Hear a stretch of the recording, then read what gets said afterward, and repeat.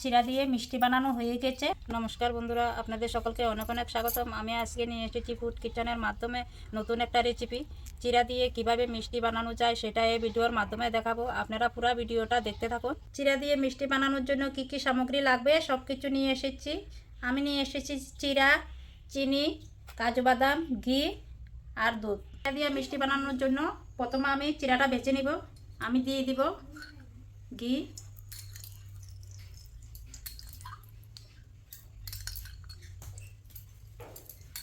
আমি নিয়েছি এক বাটি চিরা, আপনারা চাইলে বেশিও নিতে পারবেন।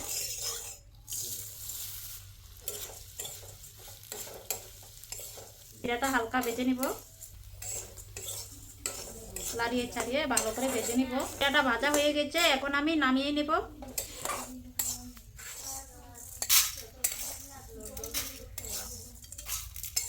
চিরাটা ঠান্ডা হোক, এখন আমি দুধটা জাল দিয়ে নেব। আধা লিটার দুধ দিয়ে দিয়েছি, এখন আমি এটাকে জাল করে নেব।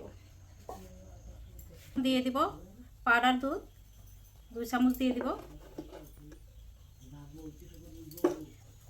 এখন আমি পাউডার দুধটা দিয়ে ভালো করে নেড়ে চেড়ে নেব।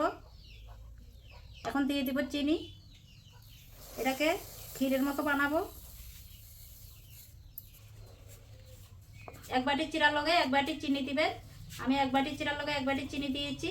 আপনারা চাইলে বেশি করে যদি বানান আপনারা বেশি করে দিবেন আপনাদের মতে।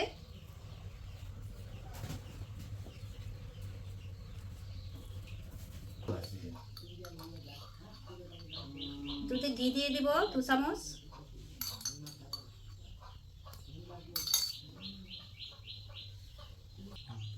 দুধটা জাল হোক, এখন আমি চিরাটা গুঁড়া করে নেব।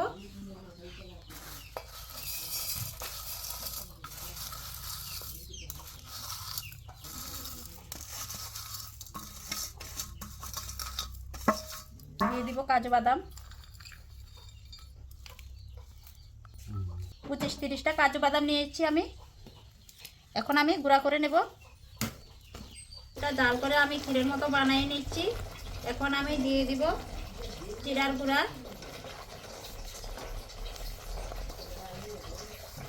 জিরার গুঁড়া দিয়ে ভালো করে নেড়ে চেড়ে নেব।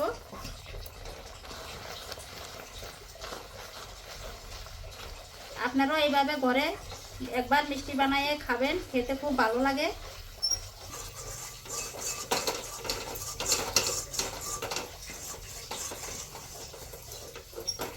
মিষ্টি বানানোর জন্য আমার ডোটা রেডি হয়ে গিয়েছে, এখন আমি নামাই নেব।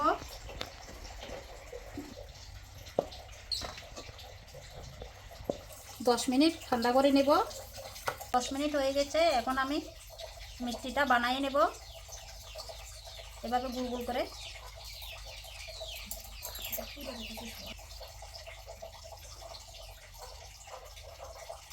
এভাবে গুল গুল করে নেব। অল্প নারকেল নিয়ে এসেছি, নারকেলের মধ্যে